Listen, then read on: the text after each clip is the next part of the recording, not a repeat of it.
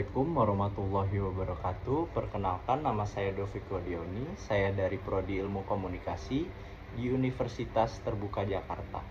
Video ini dibuat untuk memenuhi tugas praktek pidato pada mata kuliah Public Speaking yang berjudul Dampak Media Sosial Terhadap Kesehatan Mental Remaja. Assalamualaikum warahmatullahi wabarakatuh. Selamat pagi dan salam sejahtera bagi kita semua. Yang saya hormati Bapak dan Ibu Guru, serta teman-teman yang saya banggakan. Pertama-tama, marilah kita panjatkan puji syukur ke kehadirat Tuhan Yang Maha Esa karena kita dapat berkumpul di sini dalam keadaan sehat dan bahagia. Teman-teman, hampir setiap hari kita membuka media sosial, entah itu Instagram, TikTok, atau Twitter, untuk melihat berbagai konten. Media sosial sudah menjadi bagian dari hidup kita, khususnya bagi remaja. Karena itu, hari ini saya akan menyampaikan pidato berjudul Dampak Media Sosial Terhadap Kesehatan Mental Remaja. Yang pertama, mari kita bahas positif media sosial terlebih dahulu. Media sosial tentu memiliki banyak manfaat, seperti menghubungkan kita dengan keluarga dan teman, memudahkan kita mendapatkan informasi, menjadi tempat untuk berkarya, bereaksi, dan bahkan berbisnis. Bagi banyak remaja, media sosial itu juga menjadi ruang untuk mengekspresikan diri dan menemukan komunitas dengan minat yang sama. Yang kedua, kita bahas dampak negatifnya juga.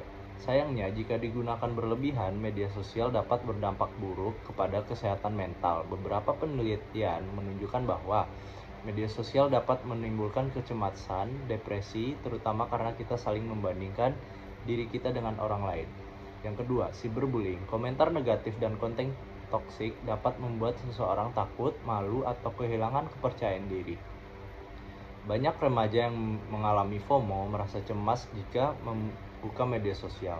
Yang keempat, media sosial juga memicu masalah citra tubuh karena standar kecantikan yang tidak realistik. Ada beberapa faktor yang memperkuat dampak negatif media sosial, antara lain: 1. Kurangnya kontrol diri dan literasi digital.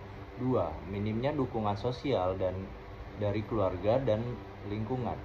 3. Paparan terhadap konten negatif atau toksik dan kurangnya interaksi sosial secara langsung. Ketika remaja lebih sering berinteraksi secara daring daripada bertemu langsung, kemampuan komunikasi sosial dapat menurun. Hal ini bisa membuat seorang merasa kesepian walaupun terlihat aktif di media sosial. Yang keempat, solusi dan strategi penggunaan media sosial yang sehat. Namun, teman-teman, bukan berarti kita harus menghapus semua akun media sosial kita.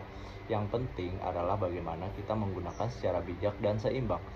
Berikut beberapa cara yang bisa kita lakukan. Yang pertama, atur waktu penggunaan media sosial. Gunakan fitur screen time di ponsel dan membatasi durasi harian. Yang kedua, konsumsi konten positif dan inspiratif. Misalnya mengikuti akun-akun yang bersifat edukatif, motivatif, atau membahas hal-hal yang bermanfaat. Yang ketiga, hindari membandingkan diri dengan orang lain. Ingatlah bahwa yang kita lihat di media sosial hanyalah cuplikan, bukan keseluruhan dari kisah hidup seseorang. Yang keempat, berani melakukan detox digital. Luangkan waktu setiap minggu beristirahat dari dunia maya, misalnya 1 hari tanpa sosial media setiap minggu. Yang kelima, interaksi sosial di dunia nyata. Habiskan waktu bersama teman, keluarga, atau melakukan kegiatan positif di lingkungan sekitar. Yang keenam, tingkatkan literasi digital. Pelajari cara mengendalikan informasi palsu, menghindari cyberbullying, dan menjaga privasi di dunia maya. Yang ketujuh, jika kita menerapkan hal-hal tersebut, media sosial juga dapat menjadi alat pengembangan diri, bukan sumber stres. Teman-teman yang saya banggakan, media sosial adalah bagian dari kehidupan yang tidak bisa kita hindarkan. Namun, jangan biarkan media sosial juga mengendalikan kita. Kitalah yang harus mengendalikan media sosial.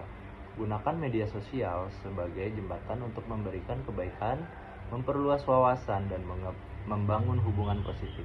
Jangan sampai kita kehilangan jati diri hanya karena likes dan followers. Ingatlah, kebahagiaan yang sejati tidak diukur dari jumlah pengikut, melainkan dari bagaimana kita menghargai diri kita sendiri dan menjaga kesehatan mental kita. Mari kita menjadi generasi muda yang cerdas, tangguh, dan bijak dalam menggunakan teknologi.